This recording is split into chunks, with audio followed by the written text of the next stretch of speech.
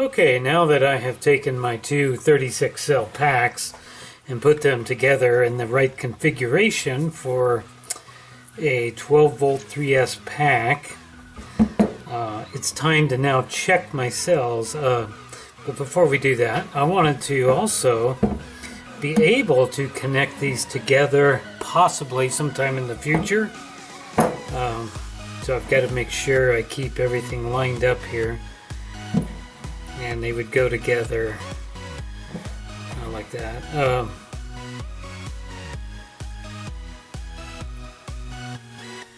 I still don't have it right.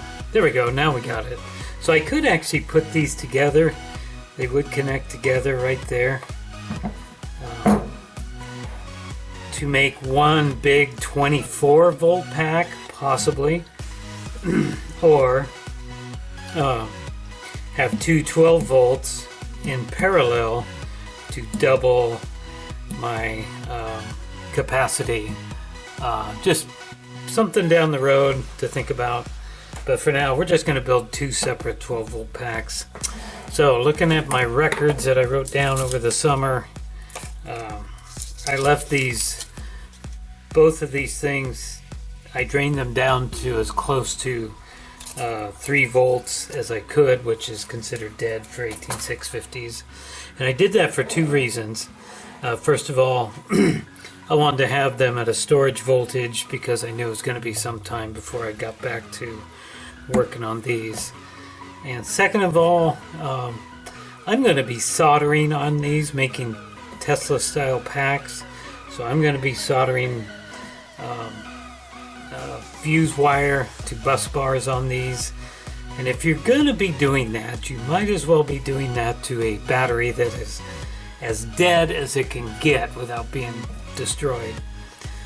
That way, if something does go wrong and you end up with a short somehow, then you're only going to have batteries that are very low in voltage shorting out on you, and it may really save you some big headaches at that point rather than having fully charged batteries. So they should all be somewhere between 3 volts and 3.4 volts, somewhere in there. So let's go ahead and get our trusty little Nova out here and start testing these things really quick to see where I'm at.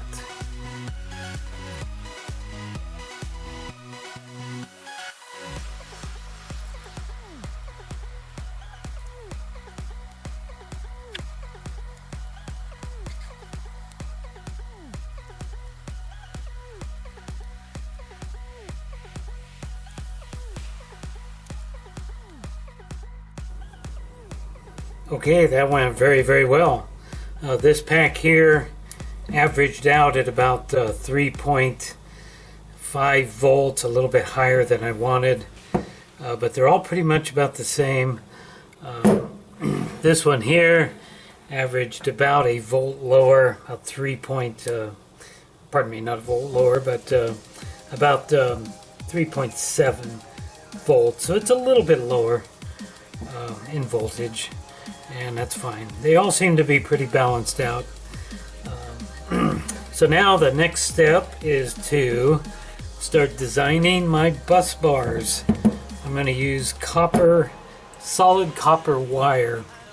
I need to go get that, and we'll try to, I don't remember what the thickness is of it, but I need to go dig that out somewhere. And one last thought before we do that is this one actually has the insulator stickers on it. On the positive sides here, positive ends, you can see the red stickers. Well, I went to try to find my big sheets of stickers and I cannot find them anywhere. I guess they got thrown away. So these don't have the stickers and these don't have the stickers, unfortunately. It would be nice to add them on there for a little added protection, but it doesn't really matter. I think they're going to be perfectly safe anyway. I think the stickers are for, these should already have the stickers on them since they're already skinned. You want to add new stickers to them when you completely reskin your cells, which I did not do. You would add those on first and then add the skins on, apparently. So, no big deal. We'll be just fine without them. Okay, so I found my little bundle of copper wiring. This is solid wire that I bought. And it's very difficult to see, but it does say 12 gauge wire on there.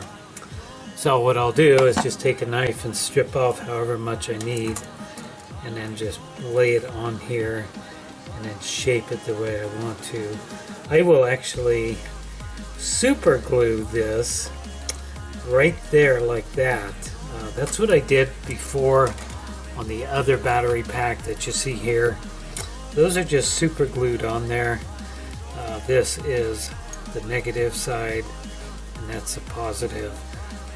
That's just glued right to the soldered right to the actual